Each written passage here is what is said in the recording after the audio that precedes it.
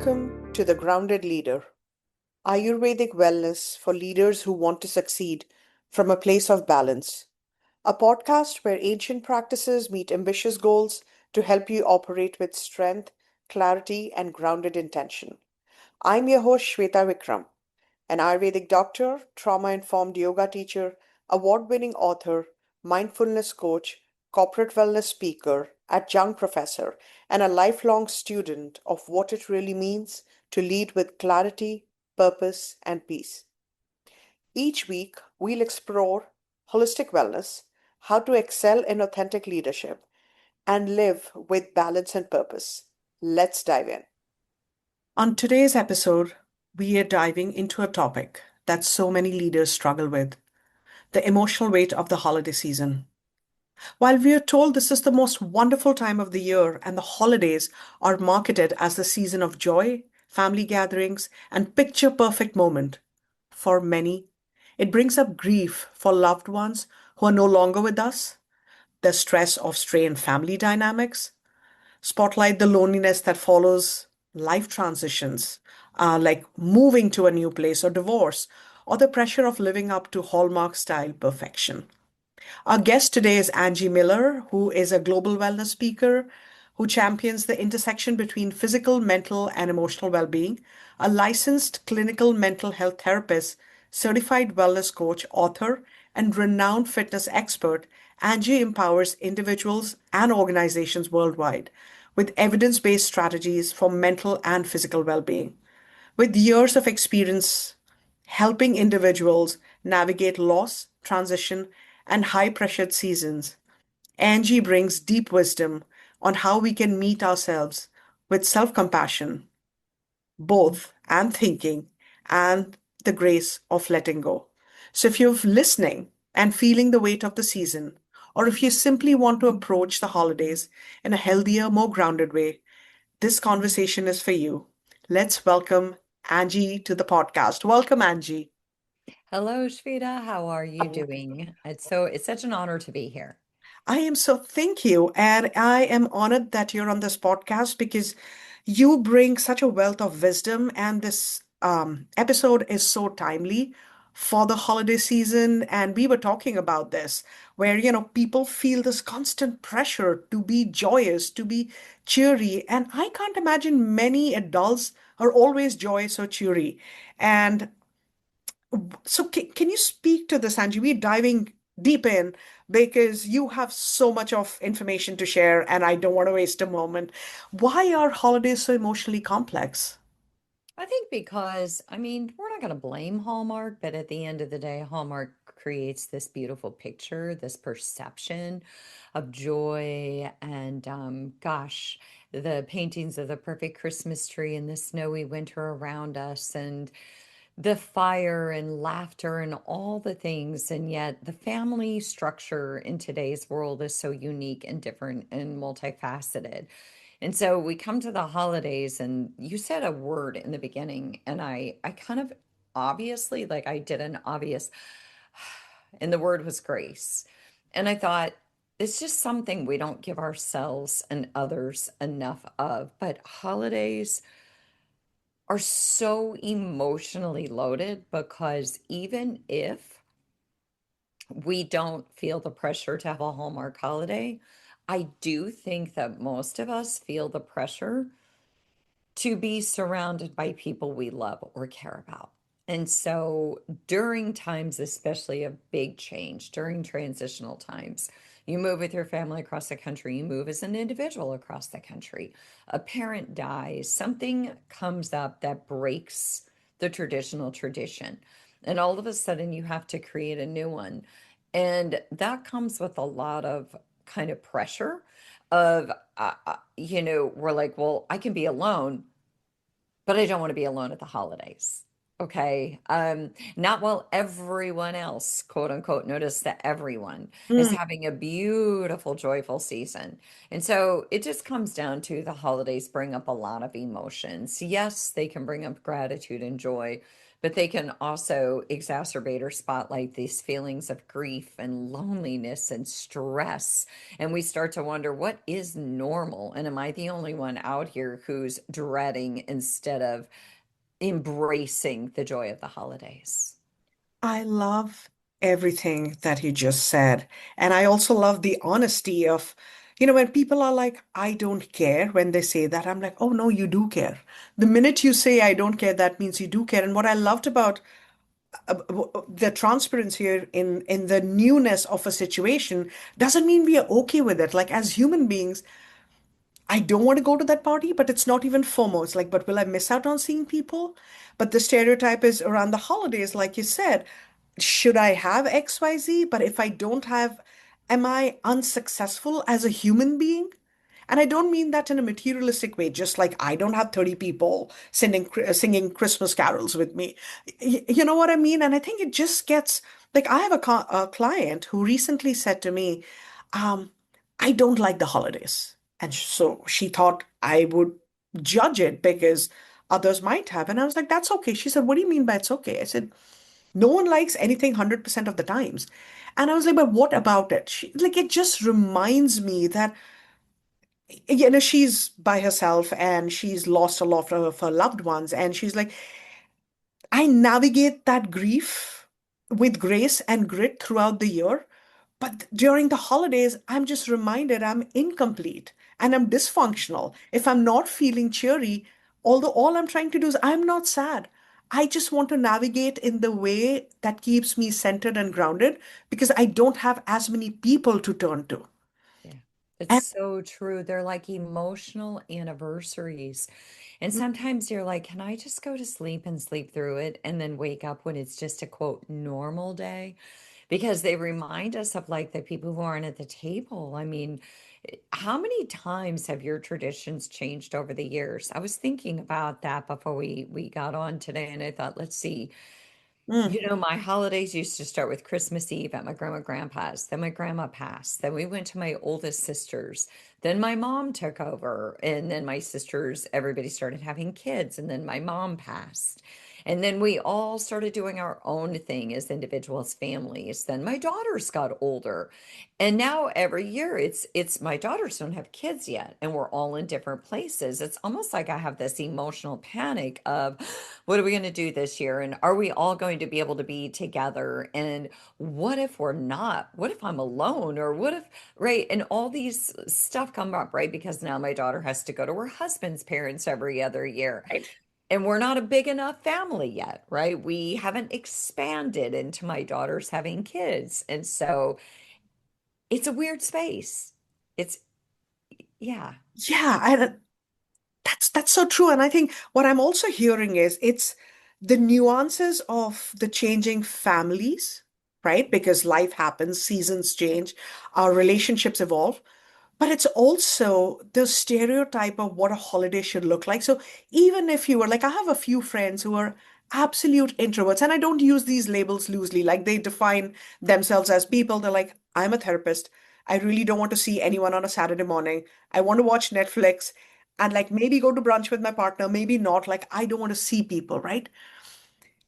Some of them who are on the spiritual path, they've figured out an acceptance that this is who I am, holiday, no holiday, this is who I'll be.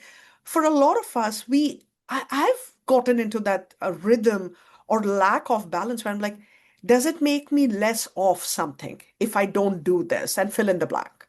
Right. And I think a lot of people navigate that around the holidays. Even if you and I have made the peace this year, it's going to be eggnog, a nice thing in the oven. I'm going to watch one of those Hallmark movies, and so be it. Wait for the next day. But when you're doing that, there's that inner voice, which we've been conditioned to believe something is wrong with you if you don't want the other thing. So can you, like, from a mental health perspective, these unrealistic ideals, this pressure to be cheerful and always celebrate, does that induce any kind of mental health? Like my client sees a therapist, has anxiety, and the holiday season, leading up to the holiday season, is really not very friendly for her. Can you speak to that? What do you see in your practice? Oh, definitely. I think that more than ever, it's the holidays that bring it up. And it brings up a mixed bag of things. Like we grieve people who are no longer there. And to me, grief is a form of love. It's a form of remembrance. Like we grieve the people that we love. We grieve our memories with them, but we also grieve the memories we had hoped that we would still be making. Grief isn't just the past. Grief is the future.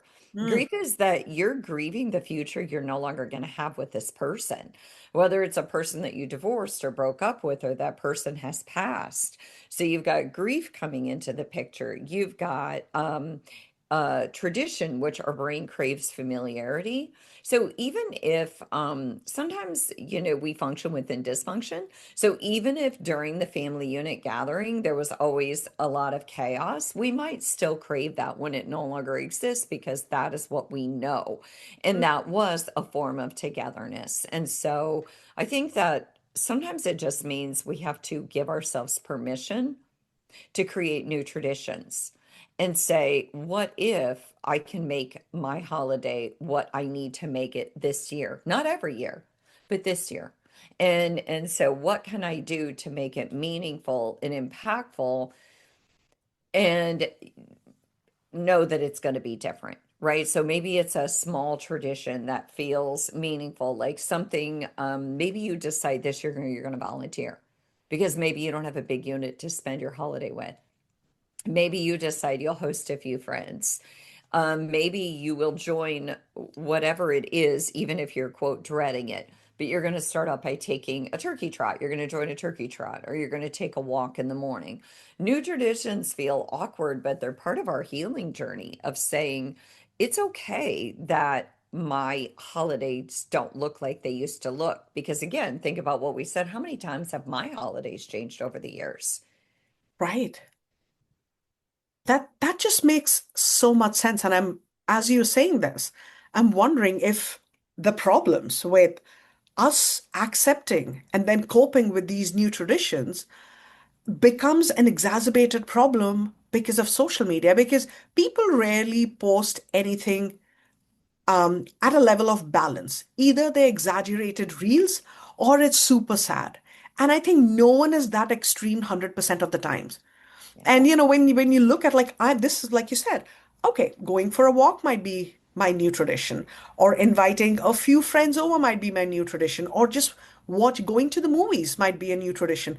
And then you make the mistake of going onto social media and everyone has these matching checkered, red colored pajamas, for Christmas and those gifts and under the tree. And all of a sudden it creates this, it's not just the sense of loneliness, like the less thanness, if I Yes. don't think that's a word, but that's definitely a very deep feeling of you were feeling wholesome until someone else's life felt more wholesome. And you've lived that at some point in your past. Like you Mhm. said, traditions keep evolving. And so, is there a tip or two that you can share with the listeners when that feeling crops up? How do you Yeah. navigate it?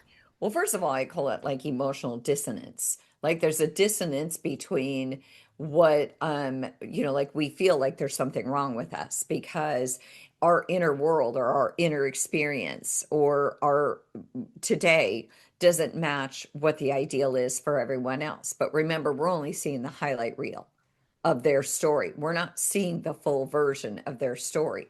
So again, I think it's about giving ourselves grace and permission to say, what if this year I'm not the Hallmark version, but I am the version that I need this year. I'm going to rewrite my story. I am the narrator of my story, right? And so I get to author my story and I get to say, um, there's nothing wrong with me, but my life has changed drastically. I've had grief, or I've lost people, or I've gotten a divorce, or I've separated, and my unit looks different, and that comes with true acceptance, but also a willingness to be flexible and adaptable, like that psychological flexibility, that being able to move through your emotions the way that you move your body through full range of motion. Not getting stuck in because my holiday doesn't look like everyone else's, there's something wrong with me. What about some psychological flexibility in saying, what if two things can be true? Yes, my holiday doesn't look like that. and I can still make it powerful and impactful.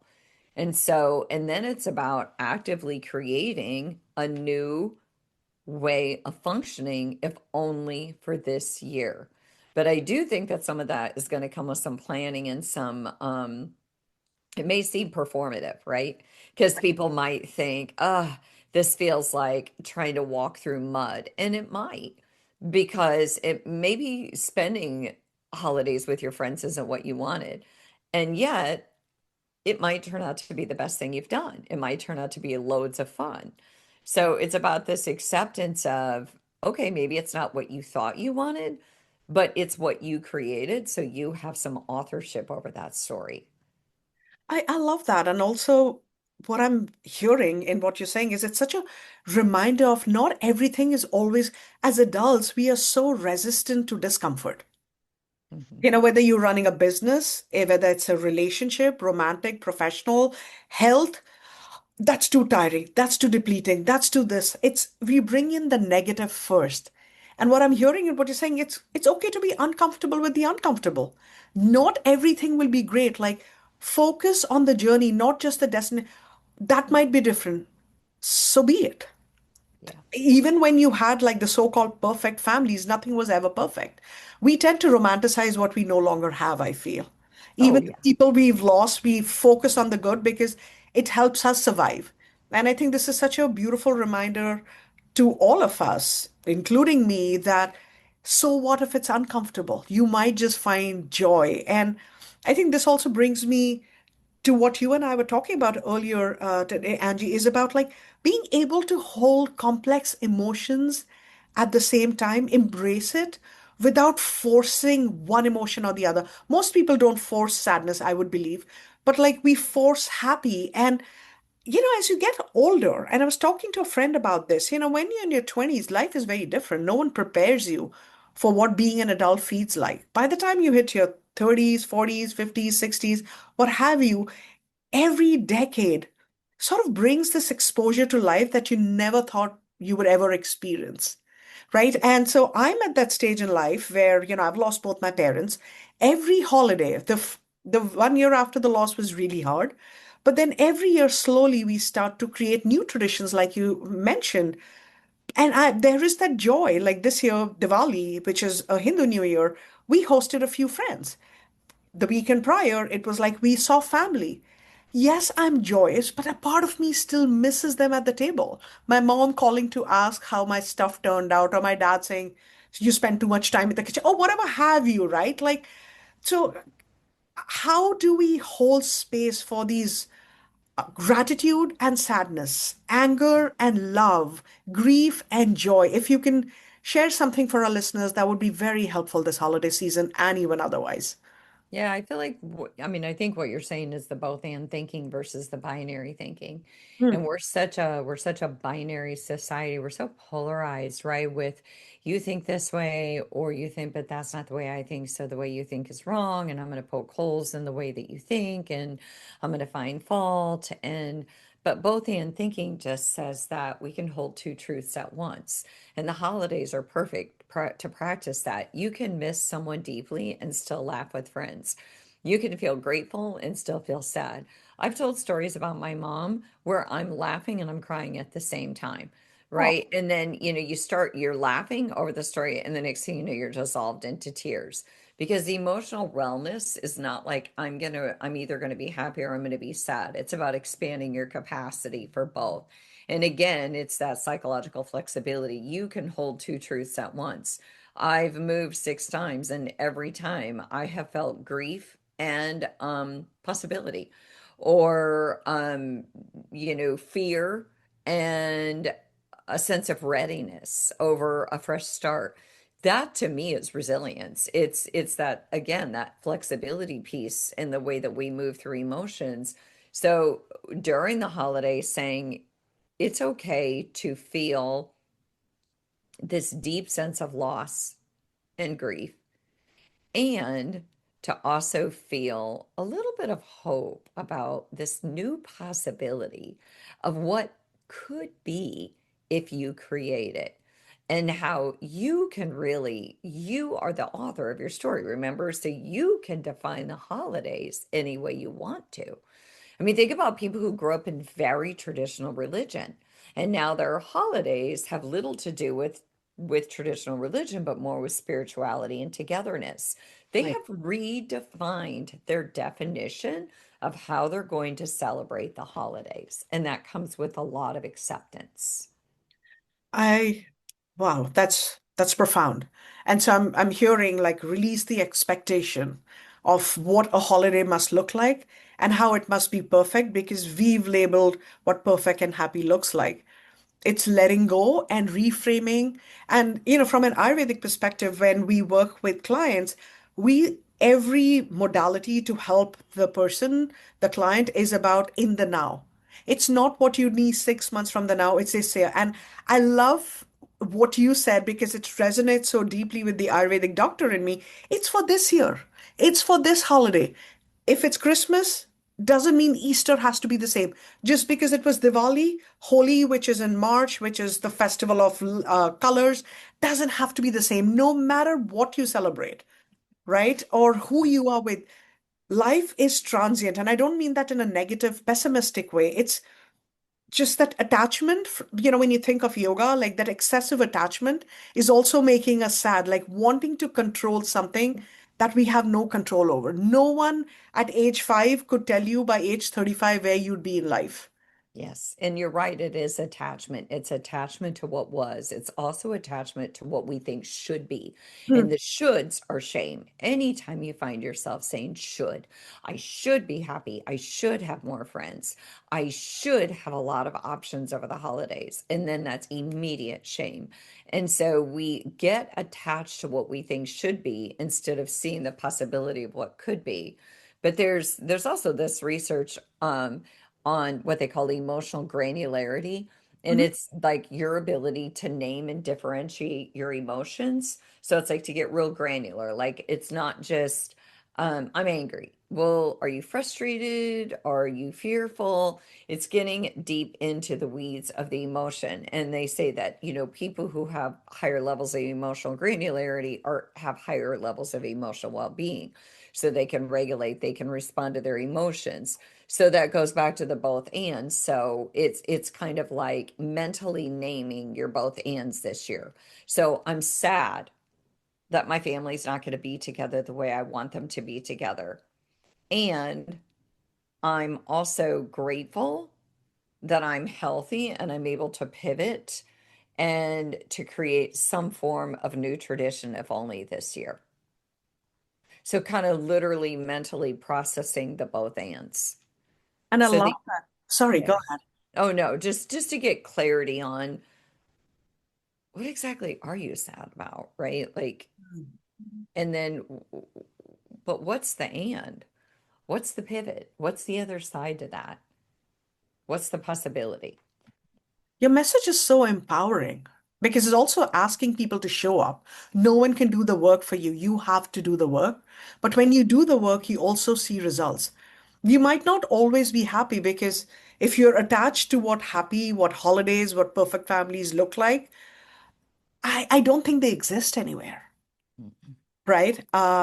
So from your experience, your perspective, when you talk to your patients and your clients, what does self-compassion around the holidays look like in real time? Like I said to my husband just last night, I was like, you know what? I think this year I don't want to host any parties for the holidays.